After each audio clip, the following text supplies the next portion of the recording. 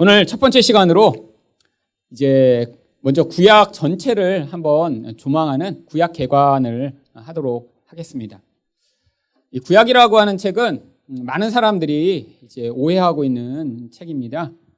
이 구약의 목적 자체를 오해하기 때문에 이제 구약을 잘못 해석하고 그 잘못 해석한 결과로 우리 신앙에 이렇게 잘못된 영향력을 받게 되는 경우가 많이 있죠. 구약 성경이 왜 기록되었는가? 그 목적을 명확히 알아야 거기서 바로 해석을 할 수 있습니다. 어떤 교회에 가면 구약에 나오는 어떤 사람들을 보면서 우리도 그렇게 신앙을 열심히 해서 그런 사람이 되어야 한다라고 이렇게 주장을 하는 경우들이 있죠. 이게 대표적으로 구약을 잘못 보는 전형적 해석입니다. 왜냐하면 구약의 훌륭한 인물들은 우리가 그렇게 되라고 한 게 아니라 그것을 통해 예수 그리스도가 어떤 분이신가를 보여주고자 어떤 사람의 훌륭한 부분들을 묘사한 것이거든요.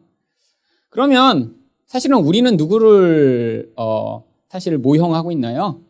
구약에 나오는 악인들, 죄인들, 나쁜 놈들이 사실 우리들입니다.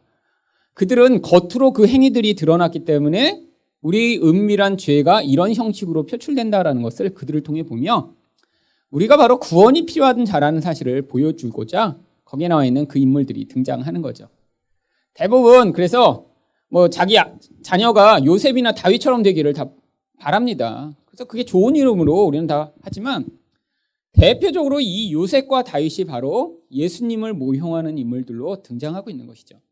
저희가 창세기를 같이 보셨지만 요셉은 구원자이신 하나님의 역할을 거기서 대행해서 등장하는 거죠. 어떤 사람이 이렇게 어려움을 겪고 나면 나중에 다 총리된다라는 걸 보여주고자 하는 것이 아닙니다. 목적 자체를 오해했기 때문에 성경을 잘못 접근하니까 그 잘못된 것을 가지고는 우리 신앙이 절대로 긍정적 영향력을 받을 수 없는 것입니다. 구약 성경의 제일 중요한 목적 중에 하나가 바로 이 구원의 사이클이 어디에서부터 시작돼서 어떻게 완성되는가, 창조, 타락, 구원의 이야기를 우리에게 보여주고 있습니다. 창조는 왜 우리에게 이야기를 하죠? 우리가 어디서부터 왔으며 또 우리 근원이 누구의 소유인가를 보여주고자 하는 것입니다. 원래는 우리는 아름답고 하나님의 목적에 따라 창조된 존재라는 거예요. 세상에 그냥 의미 없이 왔다가 의미 없이 사라지는 존재가 아니라 이유가 있는 존재라고 하는 것입니다. 그런데 이렇게 하나님이 선하고 아름답게 만드신 존재가 바로 죄로 말미암는 타락을 경험하게 되죠. 그 타락의 상태가 지금 우리들의 삶 가운데 계속해서 영향을 미치고 있는 것입니다. 타락의 결과의 가장 현저한 모습은 관계가 깨어지는 모습입니다. 하나님과의 관계가 깨어지고 이웃과의 관계가 깨어지고 그리고 자기 자신도 스스로 통제하거나 다스리는 것이 불가능한 그 모습이요. 그래서 그 모습을 성경 가운데 보여줌으로 우리가 다 구원이 필요한 자임을 보여주고자 우리에게 그 타락의 모습을 설명하고 있는 것이죠. 이 타락의 그런 상태 가운데 하나님이 개입하셨더니 어떤 변화가 나타나더라. 그 변화의 모습들이 또한 그림으로 많이 나타나 있습니다. 그래서 이 성도가 어디서부터 어떻게 변화돼 나가는가? 그 변화의 핵심이 어떤 사람이 열심히 노력했더니 어떤 이런 긍정적 변화를 만들어냈다가 아니라 하나님이 어떻게 사람을 택하시고 사람의 인생 가운데 개입해 오셔서 그런 결과를 만들어내시는지에 대한 그림적인 모습이 구약 성경에 많이 담겨 있습니다. 제가 여기 구약 성경의 목적이라고 써놓은 데서 그래서 반복되는 단어가 무엇인가요? 모형이라고 하는 단어죠. 여러분, 우리 안에서 벌어지고 있는 이 구원의 이야기는 원래 이렇게 겉으로 드러나는 어떤 현상은 아닙니다. 내면 안에서 어떤 일들이 벌어지고 있는 거예요. 그리고 그것은 우리가 이렇게 생각으로 내 안에서 이런 일들이 벌어지는구나 알 수 있는 것이 아닙니다. 마치 뭐와 같냐면 여러분이 이제 수면 내시경이나 이런 내시경을 하실 때 잠이 들고 그 다음에 깨보니까 벌써 다 일이 끝났잖아요. 우리 안에서 실제 벌어지는 일이 내가 그동안에 설명을 들으니까 그런 일이 벌어진다는 걸 알죠. 실제 구원의 과정 가운데 벌어지는 이 영적인 일들은 우리에게 전혀 감각되지 않을 수 있습니다. 여러분, 우상이라는 존재가 영적이죠. 그런데 영적인 부분에서 어떤 일들이 벌어지고 나면 그게 그냥 그걸로 끝나는 게 아니라 삶에 영향을 미친다는 거예요. 우리 감정, 우리 태도, 우리 말, 그러니까 거꾸로 어떤 사람이 말을 집중해서 보다 보면, 어떤 사람의 감정을 집중해서 보다 보면 그 뿌리가 되는 것을 우리는 유추할 수 있는 것이죠. 근데 이것도 감추면 잘 모릅니다. 그렇죠? 같이 살아본 사람이나 그 사람의 본질을 다른 사람보다 더 알게 되죠. 가끔씩 만나갖고는 진짜 그 안에 뭐가 있는지 잘 모르고 사실 어느 정도 감추는 것이 가능하죠.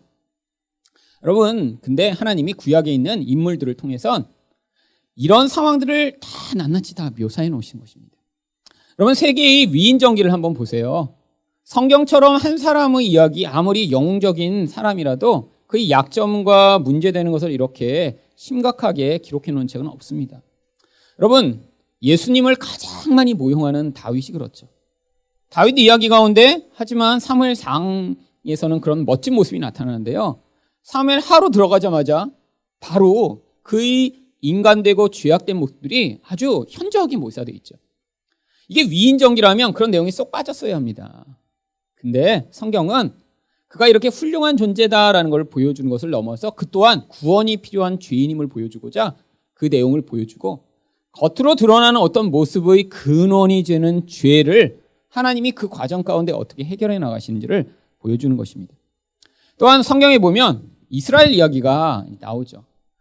사람들은 왜 수천 년 전에 우리랑 관계없는 먼 지역에서 어떤 나라가 있었는데 그 이야기를 왜 그렇게 성경에 자세하게 기록해 놓고 우리가 그거를 배워야 되냐 이런 생각을 가지는 사람이 있어요. 여러분, 구약에 나오는 이 이스라엘은 우리랑 관계없는 중동의 한 나라의 이야기가 아닙니다. 바로 하나님 백성들의 이야기고 교회의 이야기인데 하나님이 이 교회를 어떻게 구원해 나가시며 교회를 어떻게 하나님의 뜻에 따라 인도해 나가시는지를 바로 한 나라, 믿는 백성들이 모인 나라를 통해 보여주시고자 하는 것이죠. 그런데 왜 하필이면 나라를 통해 보여주셨냐면 바로 이 나라 가운데 등장하는 그 왕의 존재, 왕의 통치의 결과, 그것에 백성들이 어떻게 반응하는지 이야기가 바로 이 교회를 통해 드러나는 하나님 나라의 이야기이기 때문입니다. 하나님 나라 또한 눈에 보이지 않는 거예요. 근데 그 하나님 나라의 핵심 원리가 무엇이죠? 하나님이 통치입니다. 예수님이 왕이 돼서 우리를 다스리시고 또 그 다스림의 결과로 우리는 어떤 반응을 하고, 그런데 그 그림 이야기를 먼저 보여줘서 네가 영적으로 이런 상황 가운데 존재하고 있다면, 너희 공동체 가운데 이런 일들이 일어나고 있다면 바로 이런 하나님의 개입이 있다는 것을 보여주고자 바로 구약의 어떤 나라를 통해 지금 우리의 이야기를 가르치시고자 하는 거죠. 또한 무엇보다 구약에 많이 등장하는 게 바로 예수님 이야기입니다. 여러분, 그래서 예수님 이야기를 우리는 자주 듣게 되는 거예요. 물론 거기 예수라고 딱 써있는 부분은 아주 많지 않습니다. 하지만 예수라는 이름도 구약에 많이 등장해요. 여러분, 구약에 예수라는 이름이 예수라고 등장하지 않고 뭐라고 등장하죠? 여호수아, 호세아라는 이름이 바로 예수라는 이름과 같은 이름입니다. 구원자라는 이름이에요. 근데 히브리어라 발음 표기가 다를 뿐이죠. 똑같이 예수입니다.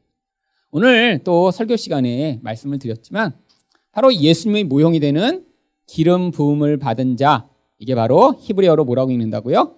메시아. 헬라어로 바꾸면 뭐라고 읽는다고요? 그리스도. 그래서 구원자인 예수 그리스도가 기름 부음 받은 자, 그 분이심을 우리에게 가르쳐 주고 있는 거죠. 여러분, 자, 성경이 자꾸 이걸 보여줘서 그 예수가 지금 어떤 일을 하고 계신지 우리에게 가르치시고자 하는 거예요. 또한 여러분, 성경의 핵심인 구원, 그 구원의 또 다른 면인 심판이 이 성경 가운데 그림으로 나타나 있습니다. 여러분, 구원받는다는 건 다른 말로 얘기하면 심판이 일어나야 구원이 필요한 거죠. 누군가 잘못한 사람이 벌받지 않고 또 죄를 지은 자의 심판이 없다면 우리가 그 죄에서 벗어날 필요가 없잖아요. 예를 들면 여기서 구원을 받는데 하나님의 심판이 없어요. 그럼 뭐로 구원이 필요하죠? 그냥 똑같이 돼서 나중에 오히려 구원받는 게 더 힘들죠. 나중에 잘못하고 하나님을 거부했는데 결과가 없어. 어떤 사람들은 그렇게 생각해요. 여러분, 하나님의 사랑의 성품인데 지옥이 있으면 안 된다는 거죠. 여러분, 그러면 문제가 발생합니다. 구원이 필요 없는 거예요. 지옥이 없다면. 그냥 뭐로 이렇게 고생하며 교회 다니고 거기서 이 고통스러운 과정을 지나가요? 그냥 똑같이 있다 나중에 결과가 똑같으면 그냥 사랑의 하나님이라 이런 과정을 지나간 사람이나 그렇지 않은 사람이나 똑같이 그냥 살 수 있다면 문제가 심각하죠. 그런데 그렇게 되면 그건 구원이 아닙니다. 생각해 보세요. 우리 안에 있는 이 문제투성이 우리 존재가 하나도 변화되지 않은 채로 끝났는데 또 똑같은 모습이에요. 그래서 여러분이 천국에 갔는데 여러분이 아내나 남편이 지금이랑 똑같아.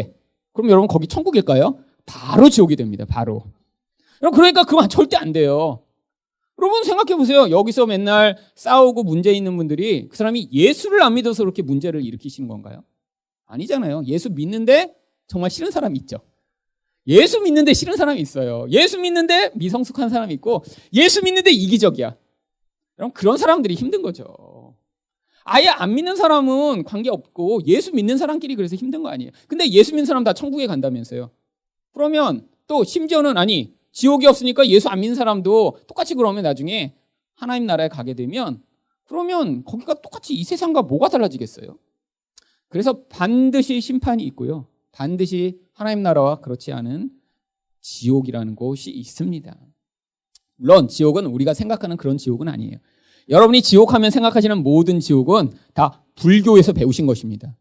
창 가지고 계속 찌르고 똥통에 들어가 있고 막 가식이 있는데 막 맨발로 걸어가고 그거 원래 불교에서 나오는 지옥이에요. 성경에 그런 거 없습니다. 성경엔. 여러분 우리 문화권 안에서 그냥 불교적 그런 영향력에 따라 똥통에 1000년 동안 들어가 있다가 잠깐 올라와서 1000년 만에 한 번씩 숨 쉬는 그런 곳. 그건 불교에서 얘기하는 나쁜 짓 하면 들어가는 그런 지옥이죠. 여러분 성경의 지옥은 하나님의 생명에서 분리된 것입니다. 어쩌면 거기 이렇게 누가 이렇게 찌르지 않아도 그냥 거기가 지옥일 거예요. 여러분 왜 사람들이 이렇게 교도소에 가는 게 두렵죠? 어떤 사람은 일부러 그렇게 사람들 안 만나면 산속에 들어가 혼자 떠나 있잖아요. 여러분 교도소에 가면 누가 제일 만나요? 바로 그 이기적인 악당들이 가득한 곳이 교도소라 그렇게 거기 사는 게 힘든 거예요. 생각해 보세요. 여러분이 만약에 지금 범죄를 저질러서 어쩔 수 없이 교도소에 들어가 거기 뭐 한 15명이 있는데 방에 들어간다. 뭐가 제일 무서우세요? 밥 못 먹는 거예요? 갇혀 있는 거예요?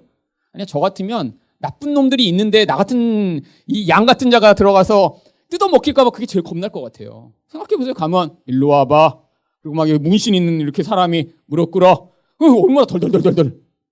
그렇잖아요. 근데 그놈들이 왜 그렇게 악당이에요? 이기적이라 그렇죠. 남을 죽이고도 그게 양심의 가책이 안 되고 남의 것을 빼앗고도 그거를 자기 것이라고 주장하는 그런 나쁜 놈들이 가득한 곳. 네, 바로 지옥이 그런 곳이에요. 가면 하나님의 은혜는 다 사라지고 하나님의 질서도 없습니다. 근데 인간은 뭐만 남는 거예요? 바로 그 자기 중심적 죄성만 남아있는 채로 모든 다른 인간들을 뜯어먹고 해하려고 하는 인간만 남아있을 때 거기가 지옥인 거예요. 거기가. 그래서 심판은 반드시 있어야 됩니다. 그래서 이 구약 성경을 통해 이 이야기들을 여러분들은 지금 매주 듣고 계신 거예요. 자, 근데 구약 성경이 큰 단위로 이루어져 있습니다. 그 네 가지 단위가 이제 바로 여기 나와 있는 모세오경, 역사서, 시가서, 예언서라고 하는 큰 단위로 이루어져 있죠. 예언서는 분량이 많은 대선지서와 분량이 적은 소선지서로 이루어져 있습니다. 자, 이렇게 이제 나눠 있는 이 모든 거는 장르별 특징 때문에 나눠 있는 거예요. 장르라고 하는 것은 이제 그 글을 쓰는 그런 표현 방법, 목적, 또 그 모든 것이 다 다릅니다. 여기서 이 장르를 헷갈리면 이제 해석이 이제 힘들어져요. 무슨 얘기냐면 여러분 연애 편지를 가지고 거기서 어떤 사실을 발견하고 연애 편지를 읽지 않습니다. 여러분 여기도 마찬가지예요. 여러분 각각의 장르마다 추구하는 목적이 틀려요. 근데 이거를 헷갈려서 이제 오해하기 시작하면 해석을 못합니다. 물론 여기에 역사서라고 하는 장르는 뭐에 기반을 두고 있죠? 사실에 기반을 둡니다. 사실. 그런데 이 사실이라고 하는 것도 어떠한 사실이냐면 의도성을 전달하기 위한 목적을 가진 사실만 배열하는 거예요. 여러분 어떤 사람이 누구 사람을 소개시키려고 그래요. 근데 목적이 틀립니다. 내 여동생이 있는데 이 여동생한테 이렇게 맞는 지금 신랑감을 찾는데요. 그래서 어떤 사람한테 누구 좀 회사에 좋은 사람 없냐고. 그래서 어떤 사람이 이렇게 보다 보니까 이 사람이 있는데 그 사람에 대해서 그러면 이 여동생이 굉장히 좋은 것 같아요. 정말 아주 멋져. 그래서 이 여자를 소개시키고자 이 회사 사람을 소개할 때 물론 팩트를 전달해야죠. 어떤 팩트를 전달해야 될까요? 그거에 맞는 팩트를 전달해야죠. 그래서 뭐 얘가 이 사람은 요리를 잘한다거나 여자가 좋아하는 이렇게 감수성이 굉장히 풍부해서 사람 말을 잘 들어준다거나 또 뭐 이런 사실들을 물론 사실이지만 필요한 거를 전달하는 거죠. 근데 어떤 데서 회사에 일할 사람이 필요하대요. 근데 거기에 맞는 사실을 전달해야죠. 근데 뭐 회사에 일할 사람이 필요한데 이 친구는 감수성이 풍부해서 여자의 마음을 그냥 사로잡을 수 있다고. 회사 사람을 소개하는데 그런 얘기를 하나요? 팩트라도 그런 얘기를 안 합니다. 요리를 잘해서 그냥 여자가 그냥 집에서 백종원이랑 맞는 것 같은 그런 기쁨을 만족해주게 할 수 있다. 외모만이 아니라 실제로 그렇게 할 수 있다고. 여러분 회사 소개할 때는 그런 얘기는 안 하죠. 팩트라도. 왜요? 목적이 달라서 그렇습니다. 이 역사서의 사실도 그런 거예요. 역사서 창세기도 역사서고요. 다 사실은 그 장르상으로는 내러티브라고는 인물이 나오고 배경이 등장하고 하지만 그걸 통한 어떤 목적성을 가지고 전달하기 때문에 어떤 인물에 대해서도 어떤 부분만 얘기하고 나머지는 침묵하고 있습니다. 근데 하나님이 이걸 통해 어떤 의도를 가지고 계신 거죠? 어떤 사실적인 상황을 통해 하나님이 어떻게 구원을 이루어 나가시는지를 그 몇몇 팩트의 사실들을 통해 전달하는 것입니다. 여러분 성경이 사실은 똑같은 얘기하는데 맨날 똑같은 얘기 똑같이만 쓰면 재미가 없잖아요. 그래서 역사를 통해 이때는 이렇게 저때는 저렇게 근데 결론은 뭐예요? 똑같아요. 하나님이 어떻게 구원하시는가 보여주고자 썼는데 다양하게 이야기하고 계십니다. 자, 장르가 나눠진 것입니다. 오경은 근데 특별히 모세라고 하는 사람을 통해 이 인류의 근원 창세기를 통해 보여주며 이 근원을 하나님이 이렇게 망가졌는데 어떻게 회복해 나가시는지를 보여주며 그게 개인의 차원에서 공동체 차원까지 그 기초를 하나님이 보여주시고자 오경을 만들어 놓으신 거예요. 이 오경이 이 전체를 바치는 기본 틀입니다. 내가 이런 틀을 만들어서 이 위에다 이제 역사도 세우고 이 모든 것들을 세워나갈 거야. 하나님이 기초 틀을 이렇게 보여주신 거예요. 그래서 역사서 가운데 뭘 보여주셨냐면 하나님이 세워주신 걸 인간은 계속해서 반대합니다.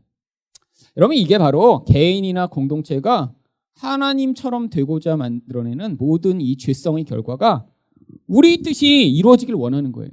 하나님은 이게 옳다고 그랬는데 내가 볼 때는 이거 틀려. 난 일로 가는 게 맞아. 이게 역사 내내 반복되는 거예요. 그러면 일로 가면 어떻게 돼야 되나요? 그때 하나님이 개입하시는 것입니다. 그 개입을 성경은 뭐라고 부르나요? 환란이라고 부르죠. 환란. 고난, 환란 이런 얘기들을 해서 일로 다시 방향을 돌이킵니다. 그럼 또 가면 여기 또 하나님 따라가기 싫어. 그래서 또 이쪽으로 갑니다. 그럼 이쪽에서 또 와요. 그래서 이렇게 역사가 가죠. 그 역사 내내 그 일을 한 거예요. 여러분 근데 문제가 발생합니다. 이 역사서의 끝에 가니까 이제는 이 인간의 죄성이 집단화되고 시간이 지나면서 점점점 깊어져서 나중에는 더 이상 하나님이 좋은 말 할 때 와 선지자를 보내시기도 하고 하나님이 은혜를 베푸시기도 하고 그러는데 절대로 반응하지 않는 그런 아주 강팍한 사람들이 만들어지기 시작합니다. 그게 이스라엘 끝에 나타나는 결과죠. 너무 이 폭이 커져버린 거예요. 돌아올 수 없는 정말 강을 걷는 거예요. 돌아올 수 없는 강. 그래서 어떻게 됩니까? 결국에는 인간으로부터 말미암아 시작된 이 모든 것을 하나님이 원점으로 돌리시고자 한 것입니다. 왜? 인간한테 구원의 일을 동참시키실 수 없기 때문이죠. 구원은 하나님만이 이루어 나가시는 걸 보여주시고자 하신 거예요. 예수로 말미암아 구원이 이루어져야 되는데 인간한테 율법을 주시고 네가 이렇게 따라오면 된다라고 말씀하셨더니 인간이 처음에는 다 하겠대요. 생명을 내걸도 하겠다고 약속을 했는데 못하는 거예요. 점점. 그래서 하나님이 어떻게 하셨어요? 결국 망하게 하시고 그리고 그 망한 자리에서 예수 그리스도를 보내신 것입니다. 그 이야기하고자 역사서가 기록된 거예요. 시가서는 뭐냐? 여러분 이제 시가서에는 이제 그 안에 또 이 안에도 장르가 또 틀려요. 이 안에 이제 시편도 있고 잠언도 있고 뭐 아가서도 있고 심지어 욥기까지 있는데 욥기 같은 경우에는 이런 시가서 가운데 서사시입니다. 서사시. 그래서 여러분 이 시는 여러분 많이 착각하시는데 심지어는 욥이라는 존재도 어쩌면 하나님이 이 시가서를 통해 보여주시고자 하는 만들어진 인물일 수도 있어요. 무슨 얘기예요? 여러분, 시에 어떤 사실을 가지고만 시를 쓰지 않습니다. 사실을 가지고 쓰는 시도 있죠. 여러분, 근데 대부분의 시는 그렇지 않습니다. 근데 이 욥기는 이게 진짜인가 가짜인가를 명확히 파악을 못하기 때문에 그냥 서사시 장르에 넣는 거예요. 그래서 이 욥기에 나오는 그 모든 인물이나 이 모든 것이 진짜로 이렇게 벌어진 사건이라고 생각하면 이게 또 어렵습니다, 굉장히. 그래서 또 가짜로 하기에는 확신이 없어요. 이건 일부러 애매모호하게 만들어 놓은 거예요. 근데 욥기를 통해 뭘 보여주고자 하는 거예요? 하나님의 섭리가 무엇인가? 그 섭리적 개입 안에 인간은 어떤 존재인가를 보여주고자 그게 써졌지, 이게 사실이냐 아니냐가 중요한 게 아니에요. 여러분, 시편은 왜 기록되어 있나요? 시편은 바로 시를 통해 인간의 그 깊은 영혼에 숨어 있는 그 인간의 모습을 다 표현할 수 있는 통로를 열어주신 거예요. 감정이라고 하는 것과 이 시가 이제 엄청나게 연관됩니다. 여러분, 그래서 감수성이 떨어지는 사람은 시를 읽을 수가 없어요. 여러분, 근데 이 감정이 메마를수록 뭐가 안 되죠? 감정을 통해 하나님이 개입해 오시는 영적인 세계를 접하기가 어렵습니다. 이 감정도 되게 중요한 거예요. 그래서 왜요? 감정이 요동하면서 무슨 일이 벌어지나요? 감정 이면에 감추어 있던 우리의 영적 본질들이 다양한 감정의 통로로 표출돼 나오기 시작합니다. 여러분, 물론 너무 이 감정이 이렇게 매여 있을 필요는 없어요. 감정이 우리 존재를 지배하면 안 됩니다. 근데 이 감정을 통해 내 영혼 안에 벌어지는 일들이 무엇인가 보는 영혼의 창문으로 쓸 수 있는 거예요. 그래서 시편을 통해 우리는 무엇을 볼 수 있냐면, 야, 인간이라는 게 이렇게 아름다운 존재구나가 아니라, 와, 인간이 끝을 보는구나. 이걸 사실 시편을 통해 보는 거예요. 여러분, 시편을 읽고 나서 어떤 분들이 이런 분들이 있어요. 거기 보면 막 원수를 저주하는 시 나오잖아요. 막 아내는 창녀가 되게 하시며 애들은 막 고아로 다 팔려가서 막 다 죽이시고. 여러분, 그거 읽으면서 할렐루야. 내 마음을 어떻게 이렇게 꼭 표현했어? 뭘 보여주는 거예요? 인간이 얼마나 뿌리까지 악한 놈인가를 보여주는 거예요. 여러분, 생각해 보세요. 같은 사람인데 그 아내가 정말 창녀로 팔려가길 여러분이 마음으로 깊이 원하세요? 누군가 교통사고 나서 정말 두개골이 다 빠개지고, 하나님 정말 그냥 내장까지 다 파헤진 채로 죽여 주시옵소서, 이렇게 기도하고 계시다면 여러분, 바로 그 마음을 지금 감정을 통해 표현하는 거죠. 어떤 감정이요? 미움이라는 감정이요. 분노라는 감정이요. 여러분, 하나님이 요구하시는 사랑의 삶을 살지 못하는 이 근원적 감정이 표출되면 그 인간은 어떻게 돼야 되냐요? 원래 죽임을 당해야 돼요. 그렇잖아요. 그럼 남을 그렇게 미워하는데 그 사람이 성숙한 사람이라고 할 수 있어요? 기도하고 있지만 가장 미성숙한 존재라는 거예요. 근데 하나님이 어떻게 하세요? 그 시편에 다 기록하도록 하셨어요. 왜? 그걸 밖으로 표현하지 않으면 어떻게 하고 있다는 거예요? 이 감정을 내가 딱 차단해버린 다음에 내 안에서는 누군가 죽이고 싶은데 그거를 다 감추고 있는 거죠. 그때 나타나는 병을 뭐라고 부르나요? 우울증이라고 부르는 것입니다. 밖으로 드러내서 누군가 죽이고 싶다고 표현하는 사람은 우울증이 잘 안 걸려요. 근데 속으로만 죽이고 싶어. 없었으면 좋겠어. 그냥 내가 죽이고 싶은 생각만 해도 너무 이렇게 마음이 두근거리니까 그냥 자다가 독살당했으면 좋겠어. 그냥 누군가에 의해. 어디 산에 갔다 그냥 낭떠러지 애들 이렇게 팔을 헛디뎌서 떨어져 버리거나, 아니면 교통사고라도 나서 어떻게 됐으면 좋겠어. 여러분, 그런 마음을 품고 있는 것 자체가 악독이죠, 악독. 어떻게 사람을 향해 그런 마음을 품을 수 있을까요? 근데 하나님이 시를 통해 다 표현하도록 열어두신 거예요. 감추면 그 존재가 파괴되니까. 그리고 어떻게 하세요? 그 존재를 죽이시는 게 아니라 예수 그리스도의 십자가로 나오시도록 초대하시는 거죠. 상황 가운데 낙심해서 하나님께 울부짖습니다. 뭐 하고 있는 거예요? 불신앙을 표현하고 있는 거죠, 솔직히. 근데 우리가 다 불신앙을 가지고 있어요. 여러분, 고난이 닥쳐서 정말 하나님을 믿는다면 그런 마음이 하나도 안 드러나야 될 거 아니에요. 늘 예수 믿어야지. 어떻게 요동할 수 있어? 이렇게 돼야 되는데 막 고난이 안 닥치니까 여기 이렇게 멀쩡한 채 있죠. 그럼 고난이 닥치면 막 불안해지고 떨리고 힘들고 막 밥도 못 먹겠고 막 죽을 것 같고, 어떡하세요?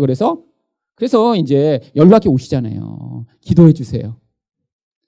여러분, 고난이 닥치면 우리 존재가 그렇다는 거예요. 시편 기자가 다 그랬어요. 하나님, 난 무덤에 들어가서 죽을 것 같아요. 살려주세요. 이렇게 다 외면하실 거예요? 난 지금 광야에 있는 것 같아요. 표현하라는 거예요. 나의 불신앙을. 영적 불신앙을. 이거 감추면 어떻게 되는 거예요? 외적으로는 막 속에는 불안이 쭉 했는데 겉으로는 나는 괜찮아. 예수 믿으세요.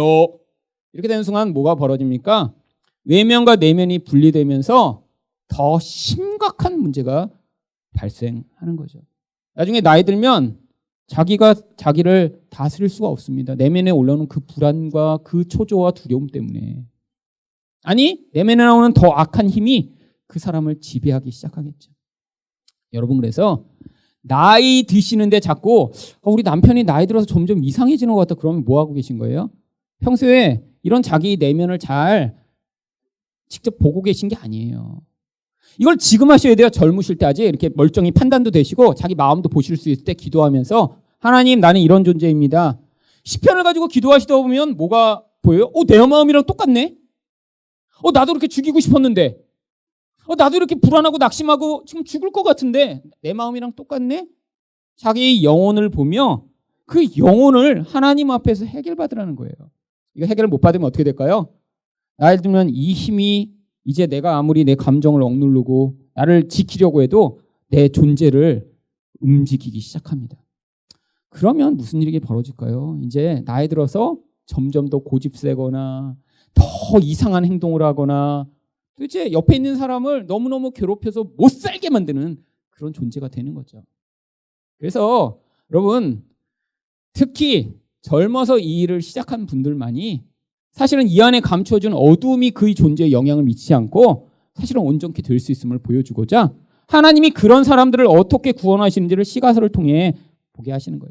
그래서 이런 죄악에서 벗어난 자들이 어떻게 돼요? 그렇게 됐더니 또 이 안에서 하나님이 만들어내시는 그런 영적 생명이 감사와 찬양과 은혜의 반응으로 반응하는 사람으로 바뀌게 되는 것을 시편을 통해 보여주는 거예요. 감정의 수준이 아니라는 것입니다. 그 메마른 곳에서 생명을 얻었더니 이젠 영혼에서부터 찬양을 하게 되는 존재가 되는 그 과정. 자, 아가서 같은 경우에 그 내용 가운데 있는 내용은 또 뭐 하는 거예요?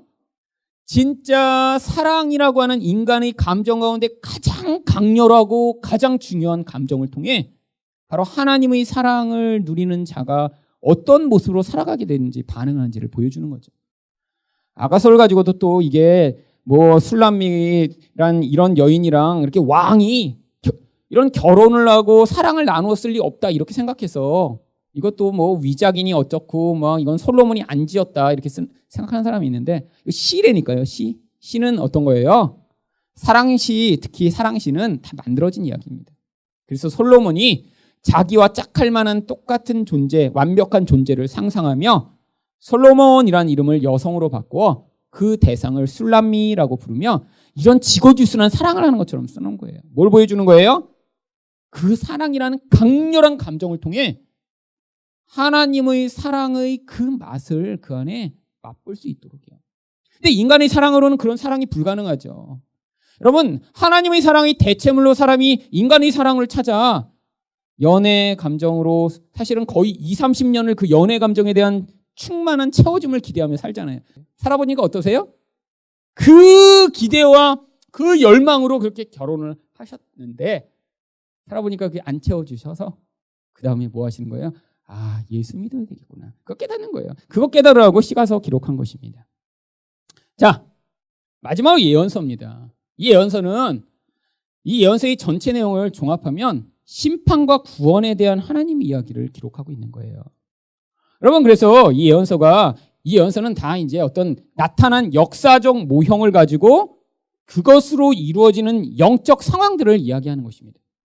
역사서랑 틀린 점이 바로 그거예요. 여기도 역사적 상황이 나옵니다. 이사야 같은 경우에는 바로 이스라엘이 이렇게 멸망당하는 그 역사의 과정들을 묘사하는데 왜 이렇게 멸망당하는지 여기는 안 써 있어요. 보니까 뭐 어느 나라가 침공해 왔다. 어느 왕이 가서 막 그냥 조공을 바쳤다. 근데 그 왕이 조공만 띄어먹고 그냥 다시 와서 공격하더라. 이런 얘기만 기록되어 있는데 여기를 딱 읽었더니 똑같은 상황을 기록하며 그때 하나님을 신뢰하지 않았더라. 그래서 선지자가 와서 우상 숭배를 회개하라. 심판당할 것이다 라고 막 외치는 거예요. 근데 이스라엘 백성이 어떻게 해요?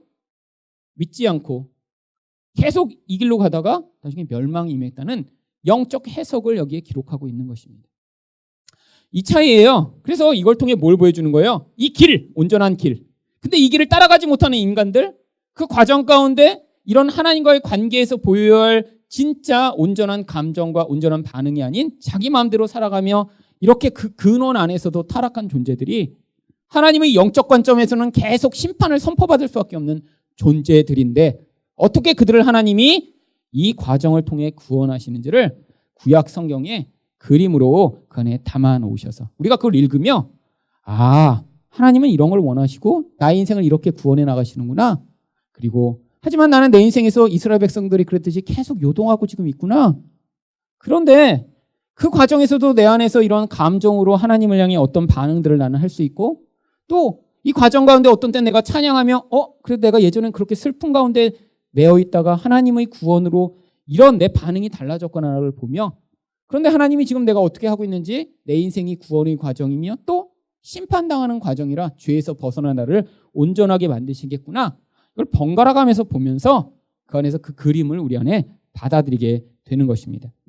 그러면 이 구약, 굉장히 많은 내용이 기록되어 있는 이 구약 성경을 통해 하나님이 어떠한 주제들을 우리에게 이야기하시려고 하는가를 우리가 같이 살펴보려고 합니다. 구약 성경이 무엇을 이야기하는가를 어떻게 아느냐? 제가 이 구약 성경을 연구하면서 이제 뭐 어떤 신학자들은 이 구약은 이런 얘기를 쓴 거다. 또 다른 신학자는 이게 이거다라고 하는 물론 그런 주장들도 일리는 있지만 그 근거가 성경 안에서부터 있어야 우리가 나중에 성경을 보시다가 이게 이런 내용이지라고 우리가 조금 더 확신을 가질 수 있거든요. 그래서 제가 이 성경책을 특별히 연구하면서 사용하는 방법 중에 하나는 그 성경책에 어떠한 단어가 얼마나 많은 횟수로 사용되는가라는 단어의 빈도수로 그 내용을 파악하는 것입니다. 중요한 내용일수록 강조하기 위해 반복하게 되어 있습니다. 구약 성경에 나오는 내용도 마찬가지입니다. 내용이 굉장히 많은 것 같지만 그 내용을 종합해보면 사실 몇 가지 주제로 이렇게 함축적으로 만들어낼 수 있습니다. 어떻게 하냐고요? 성경 구약에 나오는 모든 단어들을 그 빈도수대로 다 배열을 하는 것입니다. 그 빈도수대로 그래서 가장 많이 나오는 단어들을 거기서 추려서 꺼낸 다음에 그것들을 오늘 이 도표에 나눠드린 대로 한 6개 정도의 영역으로 다시 거기서 카테고리를 만드는 것이죠. 그러니까 여기 나와 있는 이 가로 안에 있는 숫자는 그 단어가 구약에 몇 번이나 나오는지를 보여주는 숫자입니다. 예를 들면 여호와 혹은 주님이라고 하는 단어가 구약에 7102번이 나옵니다. 물론 이거는 히브리어 원어를 가지고 찾아낸 것이기 때문에 한글로 여러분이 혹시 찾으시더라도 약간 숫자의 차이는 있을 수 있습니다. 그러니까 이 단어보다 더 많이 나오는 단어는 구약에 없습니다. 물론 이제 영어로 찾으면 A 이런 단어가 사실 이런 단어보다 더 많이 나오긴 해요. 그다음에 오브 이런 것도 엄청 많이 나옵니다. 영어로 찾으면. 근데 그런 거는 의미가 없는 거잖아요. 문장이 연결되기 위해서 하는 거죠. 그거 빼고 의미 있는 단어들만을 찾은 것입니다. 의미 있는 단어, 특히 명사들. 그랬더니 가장 많이 나오는 단어가 역시 여호와 혹은 주님이라고 번역되는 단어입니다. 여기 7,000번 정도 나온다는 건 압도적인 거예요. 압도적인 거. 여러분 여기 나와 있는 이 숫자들 가운데 사실 몇 번 나오지 않는다. 물론 이제 횟수로는 많이 나오지만 다른 것들을 보면 예를 들면 우상이란 단어는 114번밖에 안 나옵니다. 이 7,000번에 비하면. 그러니까 이런 빈도수만으로도 우리는 무엇을 알 수 있어요? 이 구약 성경이 하나님이 누구신가를 우리한테 보여주고자 기록한 책이구나라는 그런 결론을 내릴 수 있는 것입니다. 주님이란 단어랑 하나님이란 단어, 이 하나님은 엘로힘이라고 하는 단어를 번역한 것인데요. 그 단어들을 통해 사실 이 10,000번이 넘도록 계속해서 구약 성경이 우리한테 뭘 가르치고 있는 거예요? 하나님이 누구신가를 가르치고 있는 것이죠. 여러분, 근데 이 단어들의 의미들이 약간 차이가 있습니다. 여호와라고 하는 단어가 구약에는 아주 많이 나오죠. 그런데 신약 성경에는 물론 그 단어가 나오지 않습니다. 그리고 여기 나와 있는 이 하나님이라고 하는 단어 또한 많이 나오는데 그 단어들이 각자 목적하는 부분들이 틀리기 때문에 어떤 데서는 여호와, 어떤 데서는 주님, 어떤 데선 하나님이라는 단어로 이렇게 번역을 다르게 하고 있는 것입니다. 특별히 여호와와 이 주님을 합쳐서 해놓은 것은 영어 성경들이 주로 이 단어들을 그래서 합쳐서 그냥 로드라고 번역하고 있기 때문에 그냥 합쳐서 한 것이지만 사실은 이 각자 세 단어만 이제 바르게 알아도 이 구약 성경이 이야기하는 하나님이 누구신가에 대한 이제 그림을 조금 더 선명하게 그릴 수 있습니다. 자, 큰 주제를 보시면 그래서 이 구약 성경이 이야기하는 그 주제들이 첫 번째는 하나님이고 또한 두 번째는 이 땅과 혹은 나라들에 관한 이야기가 담겨 있는 것을 알 수 있고요. 또 세 번째는 어떠한 특정한 인물들에 대해 아주 이야기를 많이 하고 있습니다. 가장 구약이 많이 이야기하고 있는 인물이 다윗이라는 인물이죠. 결국 이렇게 많이 이야기한다는 것은 이것을 통해 뭔가 우리한테 이야기를 하고 싶은 것이 있는 것입니다. 다윗이 어떤 인물이었나를 보여주는 것보다 훨씬 더 중요한 의미예요. 그 다음에 어떠한 영적인 것을 우리한테 가르치셔야 하는데 그 영적인 것은 눈에 보이지 않습니다. 여러분, 영적이라고 하는 말 자체가 어떤 의미를 가지고 있죠? 보이지 않는데 보이지 않는 하나님의 어떠한 것을 우리한테 가르쳐 주시고자 보이는 어떤 대상들을 선정해서 그것을 통해 우리가 이 보이지 않는 것이 어떤 의미인가를 가르쳐 주는 수단으로 사용하는 것입니다. 그래서 이 영적 모형들도 아주 여러 번 반복해서 다양한 단어들이 등장합니다. 이 모형들은 이제 어떤 것과 같냐면요. 그럼 만약에 집에 이제 유치원 다니는 꼬마가 엄마, 눈은 어떻게 와요? 그러면 보통 뭐라고 답을 해주시나요? 하늘에 있는 물 분자가 떠다니다가 이 H2O라는 물 분자가 온도가 이게 낮아지게 되면 얼음 알갱이로 모이게 돼서 하늘에 있는 수분을 끌어당겨 이게 무게가 무거워지면 땅으로 떨어지다가 습기가 많고 온도가 높으면 물이 되고 비가 되고 또 온도가 너무 낮으면 얼음 알갱이가 모여서 그냥 떨어지기 때문에 그게 다양한 이런 모양을 가진 그런 눈이 된다라고 설명하는 엄마는 아주 눈높이를 못 맞춘 그런 정말 교만한 엄마입니다. 교만한 엄마. 그럼 이렇게 얘기하면 아이가 그런 것이구나 이렇게 아이가 받아들일까요? 아니죠. 그건 나중에 학교에 가서 이제 이해할 수준이 되면 배우는 거겠죠. 여러분, 그런 뭐가 있는지 하늘에 뭐가 물 분자가 있는지 H2O가 어쩌는지 아이는 관심이 없습니다. 그래서 고대로부터 눈이 어떻게 내리나요 하면 뭐라고 얘기했어요? 선녀님이 하늘에서 뿌려주신다고 얘기를 했죠. 그럼 아이는 만족을 해요. 맞아. 나도 그럴 줄 알았어. 역시. 그게 눈높이를 잘 맞춘 것입니다. 물론 교회 다니니까 선녀님이 뿌리신다고 하면 잘못된 신앙의 틀을 심어주실 수 있기 때문에 주의하셔야 됩니다. 여러분, 교회 다니면서 이렇게 엉뚱한 얘기 하시면 안 돼요. 엄마 난 어떻게 태어났어? 그러면 황새가 물어다 줬잖아. 다리 밑에서 주웠어. 이런 얘기 하시면 안 돼요. 이거는 잘못된 거고 하나님이 주셨다라고 하거나 그래도 신앙의 틈을 잘 세워주셔야죠. 그래도 뭘 하셔야 돼요? 수준을 맞춰야 돼요. 수준을. 그게 바로 하나님이 우리한테 모형들을 주신 목적입니다. 우리한테 영적인 거 보이지 않는 것을 설명해 주시면 아무도 이해를 못해요. 그러면 소용이 없잖아요. 그래서 하나님이 눈에 보이는 것, 이 땅에서 우리가 살아가는 어떠한 사물들과 관계들과 모습을 다 끌어다가 보이지 않는 것을 그 안에 담아서 이것은 이런 의미야 라고 우리에게 가르쳐 주셔서 우리한테 배우도록 하신 거예요. 근데 사람들이 이제 이거를 잘못 배워서 문제가 많습니다. 구약 성경에 그런 목적으로 기록된 것을 알지 못하는 사람은 어떻게 돼요? 여전히 그것이 중요하다라고 여기고 그걸 믿고 살아가는 사람들이 많습니다. 여러분, 대표적인 사람들이 바로 안식교 교인들이에요. 이 안식교라고 하는 이제 이단은 한국에서는 이게 이단이라고 이제 딱 이야기를 하지만 미국 같은 데선 경계성 이단으로 이야기를 합니다. 그래서 어떤 목회자는 안식교가 이단이라고 여기지 않아요. 근데 이단입니다. 어째서 이단이냐면 첫 번째, 바로 이 구약을 오해하고 잘못 해석해서 이단이에요.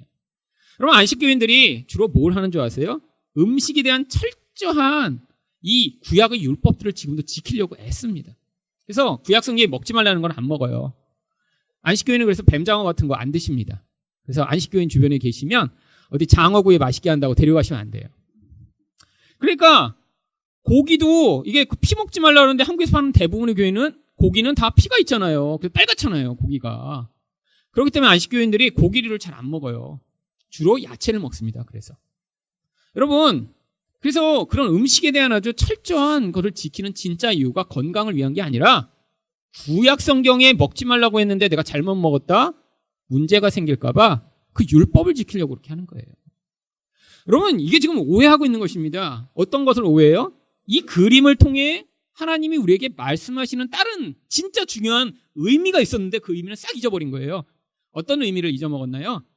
예수 그리스도로 말미암아 어떻게 구원을 얻고 그 구원이 어떤 것인지 가르치시고자 하는 의미를 잊어버리니까 안식교인들이 어떻게 생각하는 줄 아세요?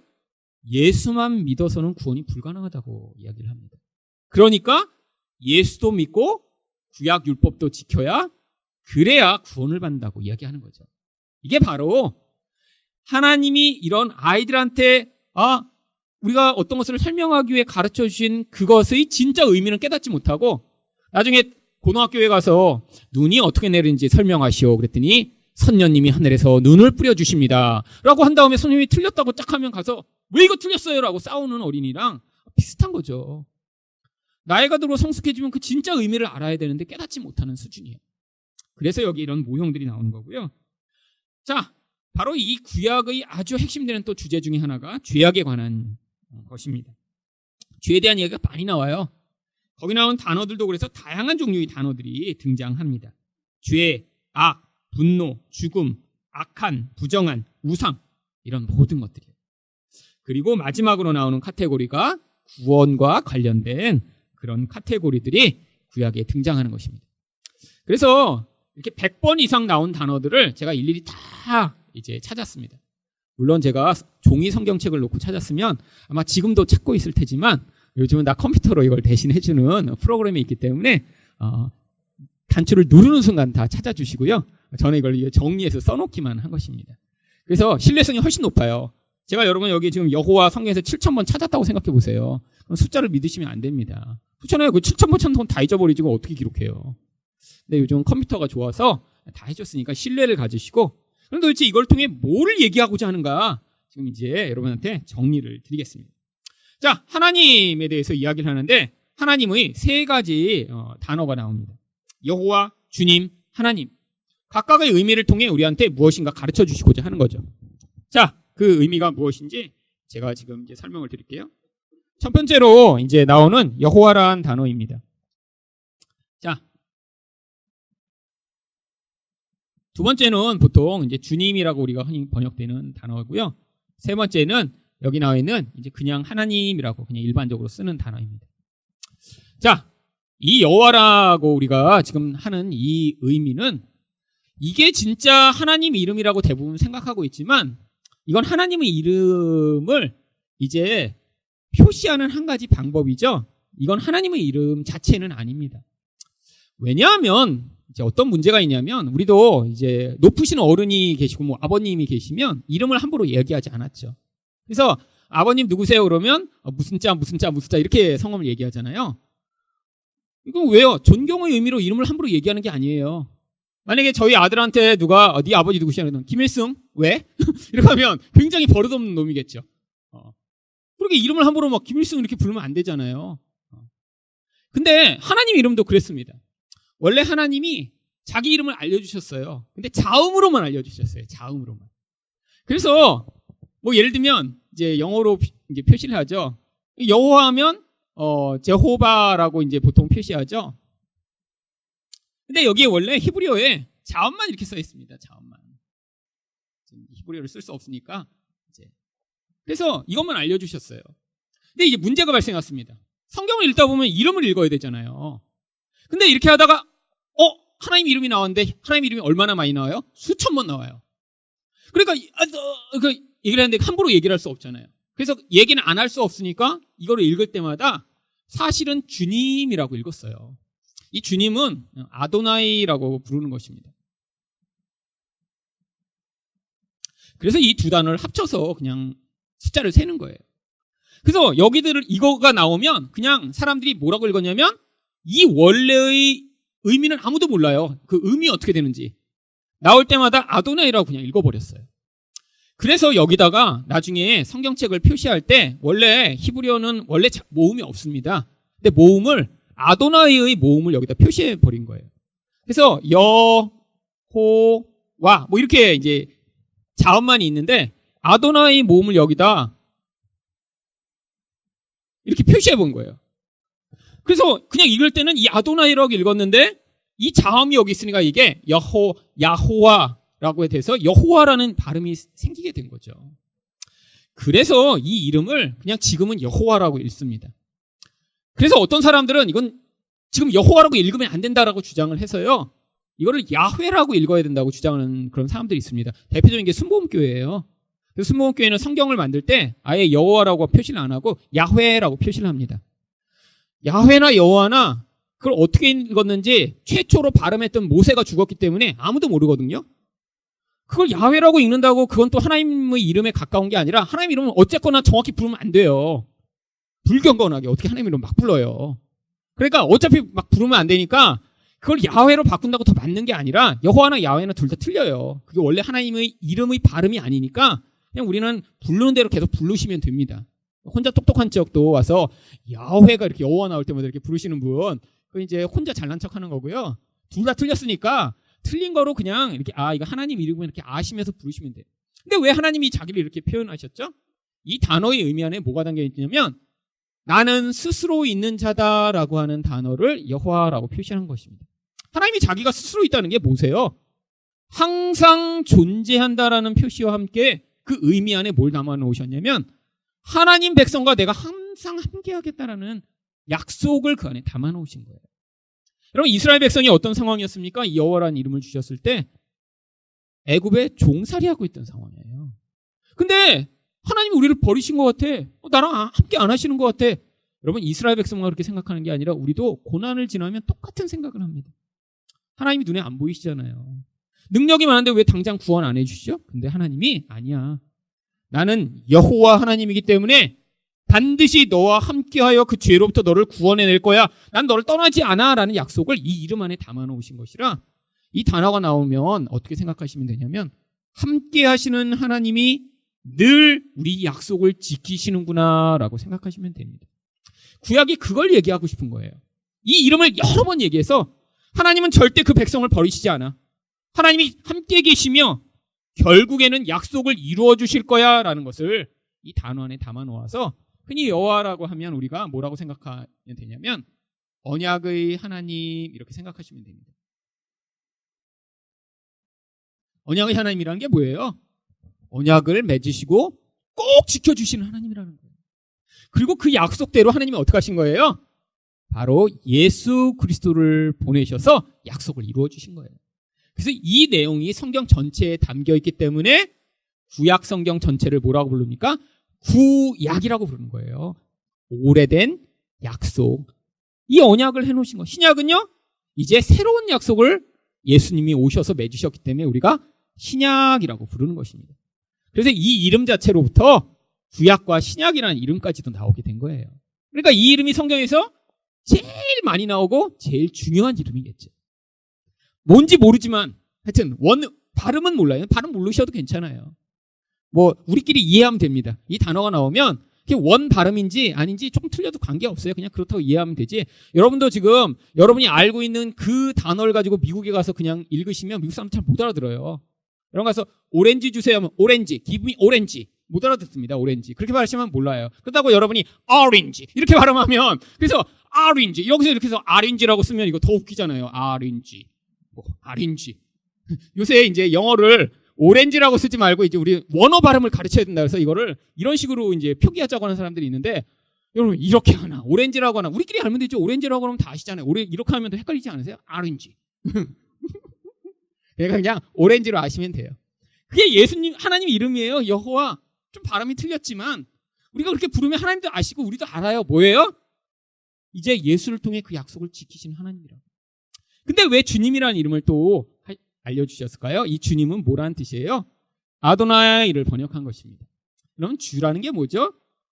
옛날에는 주인과 종의 관계가 아주 일반적 관계였습니다. 여러분 항상 어느 지역이나 노예가 있었죠. 한국에는 노비라고 불리는 사람들이 있었고 여러분 옛날에는 지금과처럼 이렇게 뭐 관계가 이런 식으로 평등한 관계가 없었고 최근까지도 이게 아주 일반적 관계였습니다.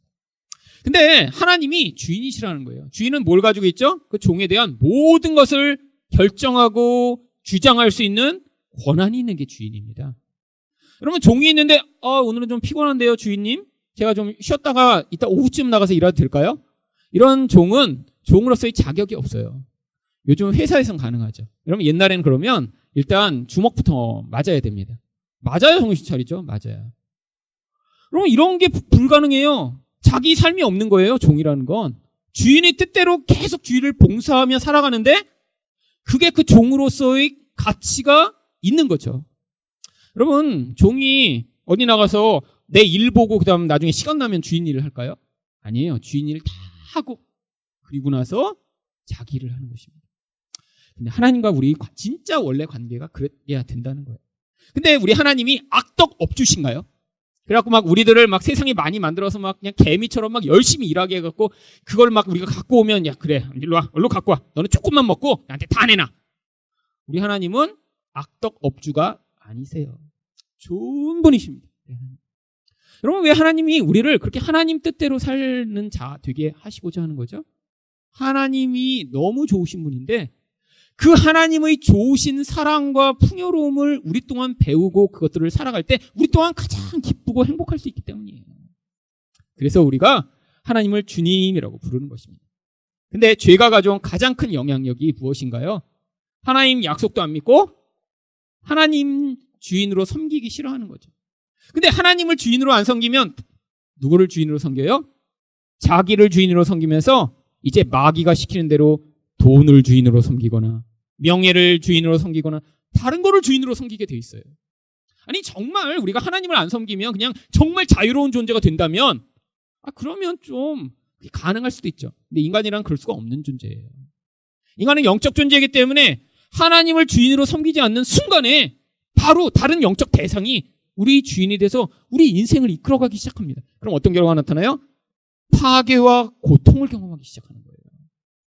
그래서 하나님이 그런 자들을 꼭 하나님만 섬기는 자들을 만드실 것에 대한 약속이 이 주님이라는 이름에 있죠. 자, 그럼 하나님이라는 이름은 왜 또 나오나요? 이 하나님이라는 이름은 뭐 번역은 하나님이라고 했지만 원래 히브리어는 엘로힘을 번역한 것입니다. 근데 원래 하나님이라는 히브리어가 엘로힘만 있는 게 아니에요. 엘 하는 요 한 단어만 써도 하나님이라고 번역을 합니다. 그래서 구약 성경에 나오는 이름 가운데 엘이라는 이름이 들어간 이름이 많습니다. 우리가 보고 있는 사무엘, 그것도 하나님이라는 이름이 들어가죠. 엘리야, 뭐 이런 다 이름들이 하나님이라는 이름을 그 안에 담고 있는 거예요. 근데 이 로힘이 붙으면 복수입니다. 복수. 그래서 이 엘로힘을 정확히 번역하면 원래 갓이 있다면 이게 엘 하면 갓이고 엘로힘 하면 가스 이렇게 되어야 원래 정상인 것인데 그냥 이거를 합쳐서 하나님이라고 그렇게 번역을 합니다. 그리고 대문자 갓이라고 표현을 하죠. 아니 왜 복수로 갑자기 하나님을 썼을까요? 뭐 하나님이 이렇게 많으신가요? 아니요. 모든 신들 위에 뛰어난 가장 놀라운 신이라 그럼 가짜 신들 많고 진짜 신인데 너무 그 신의 능력이 탁월함 그 능력적인 측면에서 하나님을 표현하고자 이렇게 복수로 표현하는 것입니다. 그래서 이런 복수를 표현하는 용어가 원래 장엄 복수라는 표현이 있어요. 원래는 하나인데 그 존재가 너무 탁월하고 뛰어나기 때문에 많은 것처럼 표현하는 거죠. 여러분, 왜 하나님이 이렇게 능력이 많은 분이심을 우리에게 가르치시고자 하는 거죠? 여러분, 죄에서 우리를 구원하셔야 되고요. 불복종하는 우리들을 하나님 섬기는 자들을 만드셔야 되는데 그 일이 뭘로 가능하다고요? 우리 하나님의 능력으로 우리 인생에 개입해 오셔서 그 일들을 가능하게 하심을 보여주시고자 그래서 하나님이라는 이름을 복수로 사용하고 있는 것입니다. 여러분, 이게 사실은 구약 성경의 제일 중요한 주제예요. 첫 번째, 하나님은 어떤 분이라고요? 약속하신 걸 지키는 언약의 하나님이신 여호와시라고요. 하나님은 어떤 분이시라고요? 또 우리를 온전한 복종으로 하나님 뜻에 복종하며 살로 그 하나님의 뜻을 이룬 자 되게 만드시는 주인 되신다고. 하나님은 이 모든 것을 하나님의 놀라운 권능으로 이루어나가시는 능력 많으신 하나님이라시고요. 이걸 가르쳐주고자 10,000번 넘게 하나님 이름을 이렇게 저렇게 다양하게 기록하고 있는 것입니다. 그래서 구약을 읽으시면 여러분이 뭘 발견하시면 되냐면 하나님은 누구신가? 이런 분이시구나 라고 여러분이 발견하시면 그러면 여러분이 구약 성경을 잘 읽으신 거예요. 오늘 사무엘상 이제 말씀을 배우셨잖아요.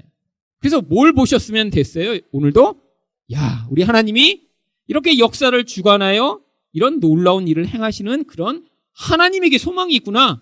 사실 제 주제가 그거거든요. 하나님만이 소망이다. 그걸 들으셨으면 여러분 지금 구약의 주제를 지금 들으신 거예요. 자, 근데 하나님이 자기만 얘기하는 게 아니라 이 땅과 나라들에 대해서 이렇게 많이 얘기했을까요? 물론 가장 많이 이야기한 게 이스라엘입니다. 이스라엘은 2496번이나 사용됐죠. 근데 이게 이렇게 많은 이유가 이스라엘이란 나라만도 아니라 거기에 이스라엘이라는 또 이제 지역도 포함되고 그래서 여러 번 사용되지만 일단 가장 많습니다. 이스라엘은 뭘 보여주는 거죠? 하나님의 관심이 어디에 있음을 보여주는 것입니다. 이스라엘이라는 그 단어가 많이 사용된 것을 통해 우리는 하나님의 관심이 누구에게 있어요? 우리들에게 있음을 알 수 있죠. 여러분, 그래서 그 이스라엘의 대표로 야곱의 이름이 이스라엘로 바뀌어서 성경에 등장하는 것입니다. 근데 그 야곱이 어떤 존재였어요? 자기 욕심에 매여 있고 하나님 대신에 우상을 섬기는 자였어요. 근데 인생 가운데 어떤 일이 벌어졌나요? 하나님이 계속 개입해 오십니다. 그래서 나중에는 어떻게 변해요? 하나님만을 신뢰하는 이스라엘로 변하게 되죠. 근데 이스라엘 백성 또한 똑같았어요. 그 야곱의 모습대로 이스라엘이 집단적으로도요, 하나님을 의지하지 않고 자기 욕심대로 살아가는데 하나님이 개입해 오셨더니 결국 그들이 거룩한 나라여 택하신 하나님의 백성이 되는 이야기. 그게 바로 구약에 나오는 이야기입니다. 근데 왜 땅이라는 것도 이렇게 많이 나오죠?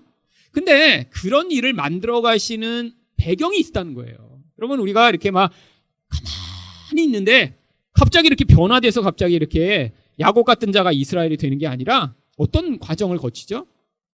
현실이라고 하는 이 상황에 발을 붙이고 거기서 우리에게 변화가 나타나기도 하고 공격을 당하기도 하고 죄가 드러나기도 하고 우리 욕심의 실체가 폭로되기도 하는 것입니다. 땅이 필요한 거예요, 땅이. 여러분, 그래서 여러분들이 교회에 너무 오래 계셔도 안 돼요. 그래서 여기 적당히 계시고 주중에는 밖에서 이렇게 일상을 사셔야 됩니다. 이게 왜 필요하죠? 여러분, 이렇게 너무 은혜 받았다고 이렇게 기도원에만 오래 있으면 어떤 결과가 벌어질까요? 그래서 그냥 하루 종일 기도원에만 여러분 계신다고 생각해 보세요. 유혹을 안 받으면 자기가 이렇게 늘 너무 거룩하다고 착각하게 돼요. 그래서 교회 많이 늘 그냥 아침부터 밤까지 계시는 분들이 주로 그렇게 생각합니다. 이 세상은 그냥 악한 마귀들이 우글거리는 소굴이고 나는 이 교회에 와서 이렇게 새벽 기도부터 밤 심야 기도까지 그냥 하루 종일 하면서 교회만 있으니까 나는 이렇게 거룩한 여기서 보호받는 자라고 생각하는데 아니에요. 하나님이 세상 가운데 우리를 살아가게 하시면서 그래서 변화시키는 거예요. 그래서 이스라엘 백성도 어디에 삽니까? 가나안이라는 땅에 살게 된 거죠. 여러분, 그래서 이 땅이라는 것이 중요합니다. 또한 그래서 그 땅의 의미가 이제 표현되는 거죠. 근데 이 이스라엘이나 땅, 이 모든 것이 예루살렘이라는 하나님이 그들과 함께 계신 어떤 중심지로부터 모든 일이 벌어지는 거예요. 이 예루살렘의 통치자 왕이 백성들을 잘 인도해 예배하는 백성 되게 만들면 이 땅 전체가 복을 받습니다. 무슨 얘기예요? 예배가 중심에 있느냐 없느냐가 그 사람과 그 나라의 운명 자체를 달라지게 만든다는 거예요. 자, 그래서 예루살렘도 많이 나오고요. 그 다음에 나오는 이집트, 바벨론, 이 모든 것들은 뭐죠? 이렇게 하나님의 백성이 세상을 살아가는데 아무런 유혹이나 시험이 없는 게 아니라 끊임없이 유혹과 시험을 당합니다. 여러분, 근데 이 이집트나 바벨론이 이스라엘과 비교하면요, 원래 경쟁의 상대가 안 돼요, 전혀. 나라 크기 자체도 수십 배 크고요. 군사력도 엄청나고요. 돈도 엄청나게 많고요. 그러니까 경쟁할 수 없는 상태니까 항상 어떻게 돼요?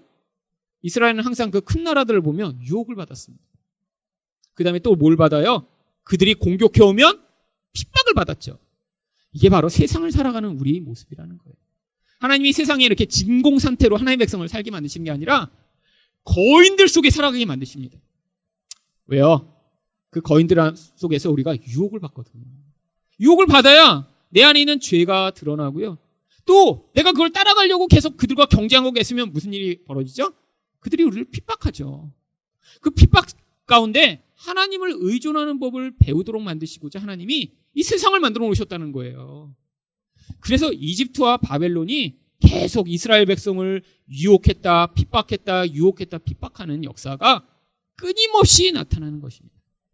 그래서 하나님이 그 안에서 하나님 백성들을 어떻게 구원해내는지를 보여주고자 여기에 그 단어들도 많이 나오는 것이죠. 자, 인물을 한번 보죠. 성경에 나오는 구약이 많이 나오는 인물들은 근데 항상 뭐를 보여주고자 기록된 것이냐면 첫 번째, 앞으로 사람으로 오시어서 우리를 구원할 예수 그리스도가 어떤 분이신가를 보여주고자 하는 목적으로 기록되어 있습니다. 그래서 가장 많이 나오는 이름이 다윗이며 유다, 모세 이런 사람들인 거예요. 여러분, 다윗을 통해 예수 그리스도의 어떤 모습이요? 왕으로 통치하는 모습이요. 유다를 통해 바로 자기 희생을 통해 베냐민을 살리고자 하는 이 희생의 모습이요. 모세를 통해 어떻게 통치하고 어떻게 중보의 역할을 하는지를 하나님이 그들의 인생을 통해 그림으로 보여주신 거예요. 물론 그런데 여러분 여기 나와 있는 이 모든 인물들이 다 또 뭘 가지고 있습니까? 약점들을 가지고 있죠. 왜요? 이들 자체가 구원자가 아니기 때문이에요. 이들은 뭐예요? 구원자를 모형하는 인물들이기 때문에 또한 그들이 죄를 가지고 있습니다. 그래서 이들 또한 구원을 받아야 되는 거예요. 그래서 다윗도 어떻습니까? 자기 정욕을 위해 바세바의 아내를 범하고 결국 그가 죽어야 되는데 그 대신 누가 죽죠? 그로부터 태어난 아이가 대신 죽어 다윗이 살아나게 됩니다. 결국 죄인들은 다 자기 대신 누군가 대신 죽어야 돼요. 그게 바로 이들을 통해서도 그림을 보여주죠. 근데 이 사울이라는 이름이 또 아주 특징적으로 갑자기 또 많이 나옵니다. 왜죠? 사울이 바로 두 가지를 아주 강하게 모형해요. 여러분이 앞으로 이제 이 사무엘상을 보시면서 이 사울에 대해 옆집 아저씨보다 더 많이 이야기를 듣게 될 것입니다. 많이 들으실 거예요, 이제 사울 이야기를. 이렇게 사울을 맨날 얘기하나 제가 설교를 빼놓지 않고 다 하기 때문에 사울 이야기도 많이 하게 될 것이에요. 근데 이 사울 이야기를 꼭 들어야 돼요. 나중에 다윗부터 하면 안 됩니다. 왜요? 사울이 누군가 알지 못한 채로는요, 이 다윗이 필요하지가 않아요. 사울은 첫 번째, 우리의 이 옛사람이 얼마나 무서운 존재인가를 보여주는 그림과 같은 존재예요. 옛사람이 누구죠? 왕처럼 살고자 하는 옛사람이요. 내가 내 뜻대로 주장하고자 하는 자요. 그 모습이 드러나기 전에는 착한 것 같았고 충성된 것 같았지만 어느 순간인가 변질된 다음에 그가 타락한 게 아니라 진짜 숨어져 있던 악한 모습이 드러나기 시작한 거죠. 그런데 두 번째로 뭘 보여줍니까? 그런 악한 모습으로 핍박하고 괴롭히고 악을 행하는데 결국 그가 무엇을 만들어내죠? 다윗을 다윗답게 만드는 하나님의 도구라고 하는 것이에요.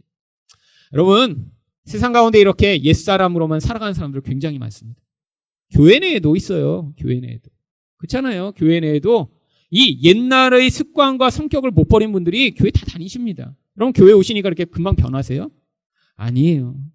여러분, 그리고 여기 이제 가족으로 다니시는 분들 계시잖아요. 그러면 오셔서 이렇게 다른 가족이 저랑 만나면 자기 부모님과 아니면 자기 자녀에 대한 알리고 싶지 않은 비밀들을 다 얘기하십니다. 우리 아빠가 옛날에 어땠다고, 우리 엄마 지금도 이렇게 산다고 얘기하는 얘기들을 이렇게 들어요, 제가. 여러분, 여기서는 잘 감추실지 몰라도 같이 오래 지나면 서로 다 알게 됩니다. 여러분, 그런데 왜 하나님이 갑자기 변화시키시지 않죠? 이 사울과 같은 모습이 왜 계속 나타나도록 하시죠? 그 사울로 말미암아 또 뭘 하세요? 우리 안에 있는 사울을 죽여나가세요. 여러분, 다윗이 어떻게 다윗이 됐나요? 한 번도 고난도 겪지 않고 상황이 늘 좋아요. 막 사울을 만났는데 사울이 내 사랑하는 사위야. 그래갖고 막 너무 잘해줘 막. 그래갖고 막 너무 좋아. 그래갖고 16살부터 막 지가 하나님처럼 살아. 나중에 그러면 어떻게 돼요? 자기가 나중에 또 다른 제2의 사울이 되겠죠. 그래서 하나님이 그런 악한 자를 통해 또 구원의 역사를 베푸시는 것입니다. 그래서 우리 주변에 다윗도 존재하고 사울도 늘 존재하는 거죠. 그리고 이 두 가지 이야기가 이 안에 담겨있기 때문에 사울 이야기가 많이 나오는 것입니다. 그 다음에 야곱, 어떤 존재죠? 구원을 받아야 할 필요성이 있는 이 인간, 우상에 매인 인간의 전형적 모습이었기 때문에 우리가 창세기 때 오랫동안 들으셨습니다. 아론은요, 바로 제사장으로 예수님이 어떻게 오실지를 보여준 거죠. 여러분, 인물들이 왜 나와요? 두 가지 목적입니다. 구원받아야 할 인간의 모습, 그들을 구원하시는 예수의 모습을 인간을 통해 보여주고 있는 것이죠. 자, 세 번째 영적 모형들입니다. 여러분 영적 모형들을 먼저 보시면 이 안에도 두 가지 정도로 나뉘어요. 보세요. 첫 번째 제일 많이 사용된 왕 2624번이나 사용됩니다. 근데 쭉 가시다 보면 그다음 제사장이 있죠. 그다음 쭉 가시다 보면 선지자가 318번 사용되죠. 왕, 제사장, 선지자. 어떤 사람들을 많이 성경이 이야기해요. 이들이 다 뭐 하는 사람들이에요? 예수님이 오셔서 하실 일들을 모형하는 사람들이에요. 보세요. 왕과 여기 나와 있는 왕, 제사장, 이들이 다 어떤 구약의 왕이 살았다, 구약의 제사장이 있었다는 걸 보여주는 게 아니에요. 왕은 그의 가장 중요한 역할이 무엇입니까? 통치입니다. 통치. 좋은 왕 만나면 그래서 백성들이 그 안에서 안전을 보장받고 필요한 것을 공급받으며 그 통치의 결과가 백성들이 안정으로 나타나게 되죠. 그래서 좋은 통치자 만나는 게 제일 중요해요. 제사장은 뭐죠? 하나님과 백성 사이에 죄를 중보하는 역할을 하는 자. 죄 문제가 해결이 안 되는 거예요. 제사장이 없으면. 마지막으로 선지자는 무엇이죠? 하나님 말씀을 전하는 사람이 선지자입니다. 여러분, 그런데 이 역할들이 제대로 되고 있을 때 이스라엘은 어떤 일이 벌어졌나요? 좋은 통치자가 통치함으로 평안하고 안정한 채로 살아갈 수 있었고, 죄가 중보가 잘 되고 하나님을 만날 수 있었으니까 영적 생명을 누리며 하나님 말씀을 잘 받아 하나님 뜻에 순종하는 삶을 살아요. 여러분, 근데 이 기능이 제대로 기능하지 않으면 어떤 일이 벌어질까요? 자, 하나님이 통치하시지 않고 왕이 통치하지 않고 자기가 자기를 통치해요. 그럼 무슨 일이 벌어지죠? 이제 절제가 무너지고 막 나가기 시작하는 것입니다. 여러분, 사실은 이 결혼도 그래서 이런 의미로 굉장히 중요하죠. 여러분, 이제 요즘은 이제 비혼이라고 해서 아예 결혼도 안 하는 이제 청년도 많고, 또 결혼하고 싶어도 또 못하는 사람도 있고, 그래서 앞으로 10년이 지나면 남자 가운데 이제 3분의 1 정도는 이제 3분의 1인가 4분의 1은 결혼을 못하는 남자들이 이제 많이 나온대요. 여자들은 이제 뭐 남자보다는 조금 적더라고요. 그래서 한국 인구 가운데 앞으로 10년에서 15년이 지나면 24% 정도가 죽을 때까지 결혼을 못한대요. 그럼 지금 심각한 상황입니다, 솔직히. 근데 이렇게 결혼을 안 하고 살면 나타나는 가장 중요한 결과 가운데 하나가 무엇이냐면 삶의 절제가 다 깨어지는 거예요. 그래서 결혼을 안 하는 사람은 수면 시간이 굉장히 불규칙합니다. 왜? 아무도 잘하는 사람이 없으니까. 그 다음에 먹는 것도 굉장히 불규칙해지고요. 그 다음에 이런 약물, 또 인터넷 중독, 이런 것에 중독돼서 삶을 망치는 경우들이 굉장히 숫자가 올라가기 시작합니다. 여러분, 근데 결혼하면 당장 이런 삶을 살고 있는 순간 문제가 생기죠. 물론 이 부부가 같이 밤새고 같이 게임하고 같이 이게 맨날 라면만 먹으면 이건 이제 노답이에요, 노답. 요즘은 이런 부부들이 가끔 있거든요. 애 낳아놓고 애 그냥 놔두고 그냥 같이 게임하러 갔다가 와보니까 애가 죽어 있어. 이건 심각하죠. 근데 대부분 이런 일이 좀 어렵습니다. 좀 게임하려고 그러면 옆에서 아내가 막 좋아해요. 여보, 몇 등급까지 올라갔어? 이러는 아내 없습니다, 대부분. 여러분, 그렇잖아요. 아니, 결혼했는데 아내가 맨날 아침, 점심, 저녁으로 새로운 종류의 컵라면만 갖다 남편을 먹인다고 생각해 보세요. 야, 이 컵라면 종류 여보 이렇게 많아. 너 지난 한 달 동안 먹었는데 늘 새롭네? 여러분, 못 살죠. 그러니까 서로 이렇게 할 수가 없는 거예요. 그래서 서로 조절하는 것입니다. 그렇잖아요. 눈치를 보게 돼요, 인간은. 어쩔 수 없이. 그런데 그게 축복인 거예요. 그럼 혼자 그렇게 절제하지 못하고 살면 어떤 일이 벌어지겠어요? 무절제하다 결국 건강이 망가지고, 그래서 혼자 사는 남녀의 건강 상태가 부부보다 훨씬 더 안 좋습니다. 여러분, 그러니까 옆에서 잔소리하는 배우자가 축복인 거예요. 축복. 여기 만약에 아내나 남편이 잔소리를 안 했으면 지금 이미 병원에서 지금 주님 언제 오시는 이렇게 하고 계신 분도 있을 텐데 막 옆에서 끊으라고 그냥 끊으라고 맨날 그래갖고 지금 끊으신 분들 계시죠. 그래서 살아있는 거예요, 지금. 놀라운 복이죠. 여러분, 근데 그게 인간의 상태예요. 절제가 안 돼요. 내가 나를 통치할 수가 없어요. 그럼 아시잖아요, 다. 얼마나 많이 계획 세우셨어요. 안 되잖아요, 잘. 그래서 하나님이 우리를 다스려 주셔야 돼요. 여러분, 우리 죄 문제를 내가 스스로 해결할 수 있나요? 아니요, 해결이 안 됩니다. 늘 죄책감 가운데 살아야 되고요, 고통 가운데 살아야 돼요. 하나님의 말씀을 스스로 알 수 있어요? 안 돼요. 그래서 예수님이 오셔서 무슨 일을 하실지 가르쳐 주신 거예요. 예수 믿으라는 게 그래서 뭐죠? 이제는 내가 내 주인이 아니라 예수님이 나를 다스려 주시는 그 자리로 가는 삶을 살라는 거예요. 예수 믿어서. 이제는 내가 그 죄책감이 아니라 하나님이 주시는 죄를 해결한 생명을 누리는 상태로 하나님께 나아가고요. 그리고 이제는 하나님의 말씀을 따라 그 지혜를 받아 살아가는 성도가 되라는 게 예수 믿으라는 거예요. 근데 그 일을 앞으로 예수님이 오셔서 온전한 왕이며 온전한 대제사장이시며 온전한 말씀의 선지자이신 예수님이 우리를 어떻게 다스릴지를 구약 성경에 그림으로 보여주고자 이 사람들에 대해서 이야기를 하고 있는 것입니다. 여러분, 그래서 이 세 사람 종류의 사람이 구약이 많이 나오는 거고요. 그리고 나머지를 한번 보세요. 그 외에는 제물, 거룩한 제단, 율법, 피, 언약, 희생, 성전, 지성소 다 뭐와 관련된 거죠? 예배와 관련된 것들입니다. 근데 예배 가운데 무엇과 특별히 관련된 거예요? 어떻게 희생을 통해 죄를 용서받고 하나님과 관계를 회복할 수 있는지에 대한 이야기입니다. 무슨 이야기예요? 십자가를 구약에서 그림으로 가르쳐 주셔서 그 예수의 피로 어떻게 우리가 하나님과 화목하게 되는지를 구약 성경을 통해 이야기를 하고 있는 것입니다. 그래서 구약을 읽으면서 뭘 읽으시면 돼요? 아, 이렇게 내가 구원받아 이런 삶을 사는 것이구나. 예수님의 그 희생과 은혜를 구약을 통해 배우게 되는 거죠. 자, 그래서 영적 모형들이 등장하고요. 그 다음에 많이 등장하는 게 죄악입니다.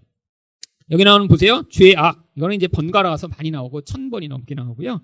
그다음 분노도 400번이나 나오죠. 죽음, 악한, 부정한, 우상. 이 모든 게 죄와 결부된 현상, 죄의 근원, 이런 모든 내용들이 이 안에 담겨 있는 것입니다. 죄라는 것이 무엇인가요? 하나님에 대한 반역입니다. 그래서 하나님을 향해 반역했더니 어떻게 돼요? 내가 자유를 얻은 게 아니라 이젠 우상의 지배를 받는 인생이 되어버린 거예요. 그래서 그 우상이 시키는 대로 사는 것입니다. 근데 우상이 우리 인생을 만족해 할 수 있나요? 그게 안 되는 거예요. 그러니까 우리 안에서 계속 뭐가 나타나요? 분노가 나타납니다. 아니요, 분노가 안 나타나는 사람들은 지금 대부분 삐져 계시거나 우울해요. 그러니까 지금 이 분노나, 그건 분노는 겉으로 표현되는 거고요. 내적으로 화가 나면 삐지고요. 그게 심해지면 우울해져요. 인간들이 뭐 하는 거예요? 인생이 내 마음대로 안 되는 거예요. 우상을 섬겼는데도 마음대로 안 되는 거예요. 왜? 우상은 우리를 늘 더 고통스럽게 만드니까요. 여러분, 인생의 목표가 돈이라고 생각해 보세요. 그러면 저는 아마 지금 이미 죽었어야 돼요. 제 인생에 여태까지 돈 한 번도 잘 번 적도 없고 앞으로도 벌 가능성이 없거든요. 그러니까 저는 죽을 때까지 불만족한 인생을 살다가 그러면 죽어야죠. 얼마나 불행해요? 다행히 저는 돈이 제 목표가 아닙니다.